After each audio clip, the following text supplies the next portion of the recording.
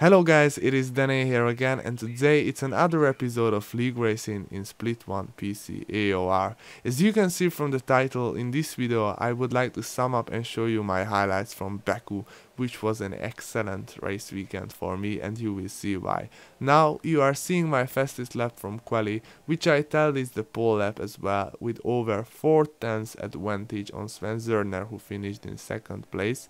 And by the way, he is that Sven Zerner who finished in P3 in the official esports final held in Abu Dhabi. And you know, this was a very nice feeling for me to play against the finalist.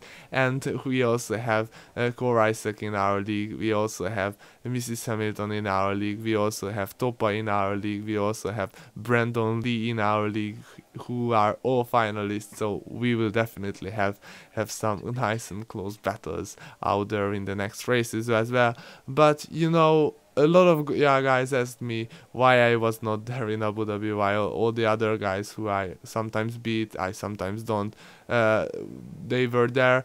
And I just don't want to find excuses, but I just have to say that I was very lucky in London. Both of the races ended up for me in front wing damage, and one of them was clearly not my fault. But this video is not about the if and not about the whys. It's about the race and about this lap, which as you can see was nearly a perfect lap around here. We expected line rain for the race, so instead of 1-2 wings, I set my wings to keep the same balance but to have a higher general downforce, because in rain it just helps.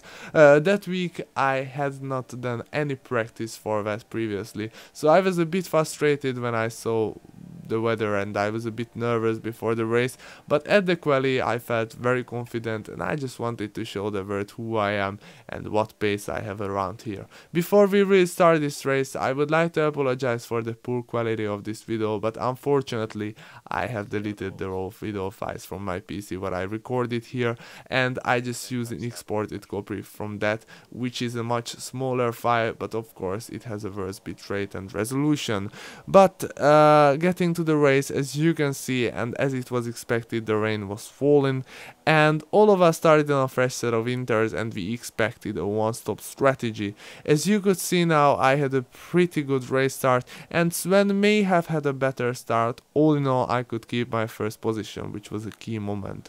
As I have mentioned earlier on this video, I had not done any practice that week for that, so I was very cautious at everywhere, and ultra hyper mega cautious at the castle section, of course, where a lot of players damaged their car at least once in the race. But now I just tell that, you know, I am leading the race and I spoil it, I will lead it for a while, and I didn't have like a big action, so I just would like to sum up the race from our commentary box as well, with our fantastic commentators, and after we get back to each other and I just talk about more details. There's the tail really kicking out. Looks like Topar's going to line up and move on the Red Bull. There he goes, and Sven's gone straight to the inside, but that Mercedes is going to be long since passed before the braking zone, so that is second position back to Topar. He'll be very pleased with that, and I think everyone is on intermediate. Oh. As you can see, Topa tried to attack Sven, but he didn't succeed. Slow, and it looks like Sergo and nobody got the inside of a McLaren, and Sergo just taking P6, Alex is in P7, nobody in P8, and yes, Alex is in the pits. As I suspected, he must have damage because he is very slow around those high-speed corners. Oh, is that Segro that's having a look on the inside of turn 1? Can't call. Slick. Oh, Slick, I beg your pardon, 3-1. Oh, goodness me, that didn't really pay off. Segro hanging on to that 6th position then, under all kinds of pressure. There, that's Kalon. I believe it is. Or was that? No, I can't. Kalon. Oh, it is Kalon. It was Kalon was the car I was thinking of in the inside of that turn 2. He is still managing to keep going. And Fabrizio Donato is in the pit again. Good speed. I'm sure these drivers have probably raced each other in some form before. But, I mean, I think Danny's an absolutely fine driver. How smooth he is. Jumping to a few laps later, as you can see, I was very lucky because Sven logged up and he nearly crashed into me. I was lucky because I won some time like that, and I was lucky because he didn't hit me, so my race didn't turn into adverse direction. He's lost a colossal amount of time. Ooh, that's not good for Sven. That's 5 whole seconds. Jumping to lap 13 or 14, as you can see, I went into the pit. I came back on the track at 2nd position, but before that as well the cars behind me made a few mistakes, so that's why Topa had a front wing damage, and he would have been in 2nd position, and he was in 2nd position, but he went into the pit for a 2nd time, and as you can see, this time I had a just less than 20 seconds lead, which was absolutely amazing, and I just totally didn't expect that against the guys who was in Abu Dhabi and who are very nice pilots, and I just really loved it. All in all, from here nothing really happened to me, so again I just would like to sum up the race, and I would like to show you the highlights from the commentator view and from the commentary box. Again, I mentioned Hamish and Kodiak are fantastic 2 commentators whose channel are linked in the comment section, of course. Now, as they are coming down to turn 16, that again I would imagine is going to be an easy pass. Goodness me, Raven nearly did it on the exit of turn 16, and oh, he's having a thing on into 17. He's not wanting to lose any time. He can see how slow that McLaren is. Come on, Slick. Get that car in. There is no point now. You've just been completely mugged. But I don't think it's ready for dries yet. No. It does sound like the track is drying out. Yeah, but it's not happening quick enough for it to be of any benefit or comfort to Slick at the moment.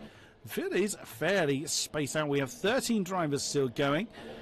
Question in chat, some of these guys are esports. Yes, some of these contenders did indeed take part in the esports events. Sven in 2nd, John Dormala in 3rd, and Fabracer, who sadly is out of this event, were all part of the finale.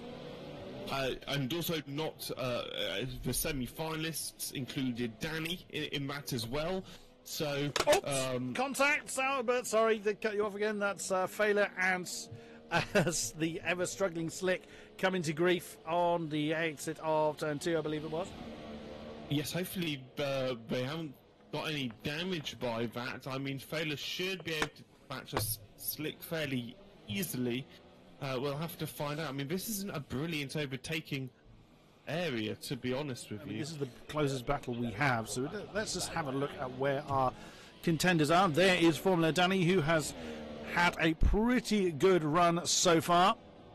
He started from pole and was under early pressure, but has seen off that pressure and leads by 19 seconds over the reserve driver of Sven, who joined us this week. He is reserve driving for Brandon Lee. Exciting little battle from 6th all the way down to 10th. They're pretty close. They're only 10 seconds apart. So that's going to be an exciting... Oh, sorry. Yes. Kalon. No, I'm just on board with that battle as well. Oh, Tim and Nobody. They are pretty close. So both the Toro Rossos having a battle with someone. Flick has just put it in the wall. I'm not surprised with the amount of traction he hasn't got. Riker Gordon then is going to pretty much blast past him at a convenient point in that Ferrari. But Timp is shaping up. He's within a second now of ACR Nobody. So Timp is in the slipstream. He has a little bit more fuel than Nobody.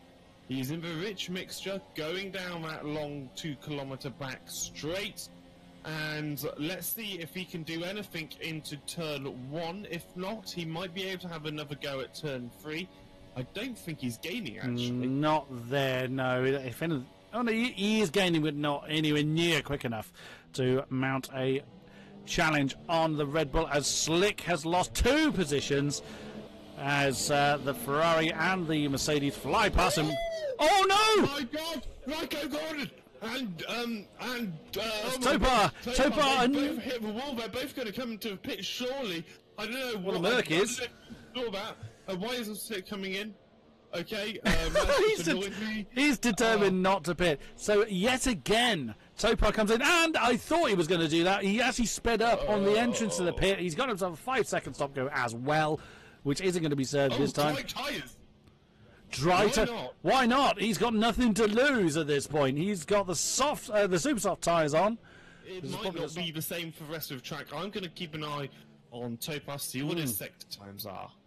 Indeed. So he is 14 seconds down from Fizzy in 11th. I think he has... he may have actually run out of wet tyres.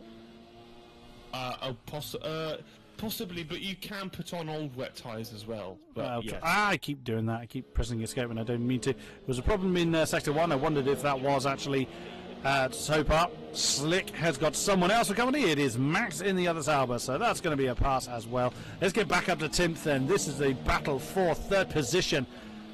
This is going to go to the flag, these two, as nobody had a bit of a tank slapper there on the exit of turn 19. His tip is definitely much closer this time to the Red Bull. He's not gaining. If anything, nobody's just got a little bit more speed at this stage. Is just able to keep the Toro Rosso behind. But Timp is reading him in lap on lap. So that battle is by no means done. We've got less than 5 laps to go. Slick has indeed lost that position to Max. So he is determined to throw away as many points as he possibly can. To see if Danny could make that move, Danny should make that switch on to the soft compound tyre. I mean, I know. I don't think. Timper, nobody. Yeah, nobody literally just almost came to a stop. He actually just pulled over and let Tim by, it looked like. He's already lost a second, and he's in. Into the pit. He must have got damaged somewhere. He must have hit the wall. Front wing, yeah. Oh, front wing's gone. Yeah, front wing's gone. Go on to the dry compound tyres. If he doesn't, then I'm gutted. And no, he's made the wrong call. No, it's painful to watch. Topar apparently has lost his whole wing again, and he's coming in again. Oh, has he? Oh, he's out! He's out! He's out! He kissed. Oh. Okay, his car is still driving. It's now bouncing through the pit lane. What happens in this situation? No way. I don't That's know brilliant. That's absolutely brilliant. It became a horse for a while, and they've actually changed non-existent wheels. That's fabulous. Oh, it's coming out again. Oh my goodness me! Oh, he's stopped. He's stopped. Yeah. Is bizarre. So, yeah, he is now officially out. That was fabulous, though. Oh, Riker Gordon has actually got ahead of ECR Nobody, but he's just run wide. The Ferrari's just run wide on the run down to... Oh, they're side by side. Oh, you don't want to be side by side there. Wow, that was close.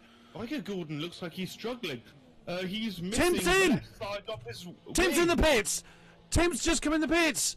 Oh my goodness me, with three laps to go, Tim's come in! On the podium.